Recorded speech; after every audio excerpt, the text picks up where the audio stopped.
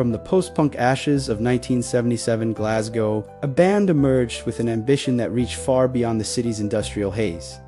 They weren't just another punk outfit, they were visionaries. This is the story of Simple Minds, a band that painted soundscapes as vast and cinematic as their aspirations. Our story begins in Glasgow, where punk rock was tearing through the music scene. Two friends, vocalist Jim Kerr and guitarist Charlie Burkell, had a band called Johnny and the Sultans. But after just one single, they knew their destiny was something grander. They disbanded and immediately reformed as Simple Minds, joined by keyboardist Mick McNeil and bassist Derek Forbes. Their goal was to fuse the intellectual art truck of bands like Roxy Music with the new electronic sound sweeping across Europe. Their early work was a far cry from the stadium anthems they'd become famous for. The first three albums, released in a whirlwind between 1979 and 1980, were dense, experimental, and often chilly. Life in a real-to-real cacophony, and Empires and Dance were exercises in texture and mood, exploring themes of paranoia and urban alienation. They were crafting a sound,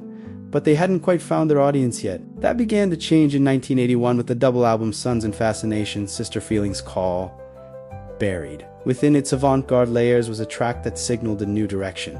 The American, with its driving rhythm and expansive feel, was the first hint of the melodic power lurking beneath the surface. It was a sign that Simple Minds was ready to move from introspection to something much, much bigger. The year 1982 was the turning point. With the release of New Gold Dream, Simple Minds didn't just find their sound, they perfected it. This album was a masterpiece of atmospheric, anthemic, and deeply emotional, without sacrificing any of their artistic integrity. The single promised you a miracle soared into the UK top 20. Its shimmering keyboards and hopeful melody defining the sophisticated side of the new romantic movement. Suddenly, the world was listening. Their momentum became unstoppable. 1984's Sparkle in the Rain turned everything up to 11.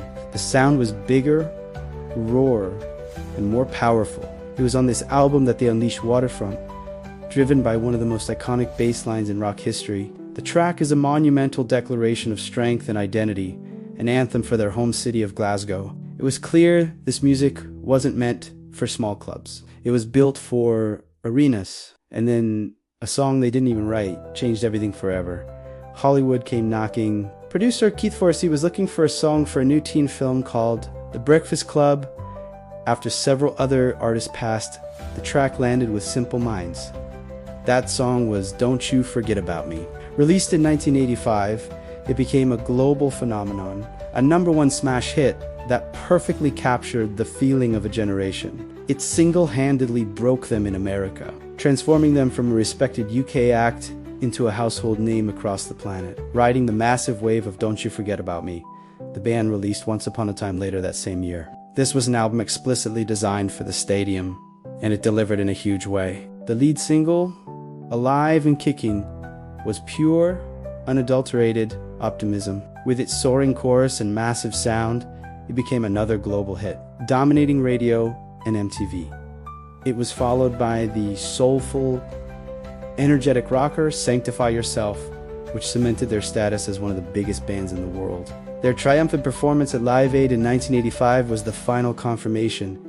Simple Minds had joined rock royalty, but as the 80s wore on, the band began to look both inward and outward. They turned their attention to the political turmoil of the era. The 1989 album Street Fighting Years was a dramatic shift. They stripped back the synths and embraced acoustic Celtic-inspired sounds. The result was their first ever UK #1 single, Belfast Child, a haunting, epic reworking of a traditional Irish folk song. It directly addressed the troubles in Northern Ireland. It was a brave move, proving their commitment to substance over just selling records. The 90s brought change. Founding keyboardist Mick McNeil departed, but the core of Kerr and Burkell pushed on. Their 1991 album, Real Life, gave us the wonderfully hopeful anthem, Let There Be Love, a beautiful and optimistic track that served as a perfect closing statement to their decade of global dominance. The mid-90s were a tougher period. The music world was now obsessed with grunge and Britpop, and Simple Minds, like many of their 80s peers, found themselves searching for their place.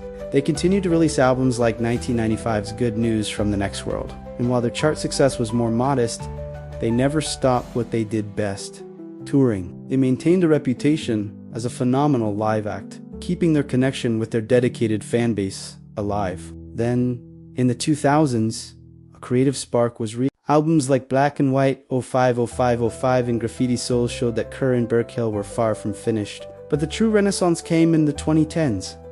The 2014 album, Big Music, was hailed by critics as a stunning return to form. It had all the majestic, cinematic sweep of their 80s peak, but with a fresh, modern edge. This incredible late-career revival continued with Walk Between Worlds in 2018, which became their highest-charting album in over 2 decades.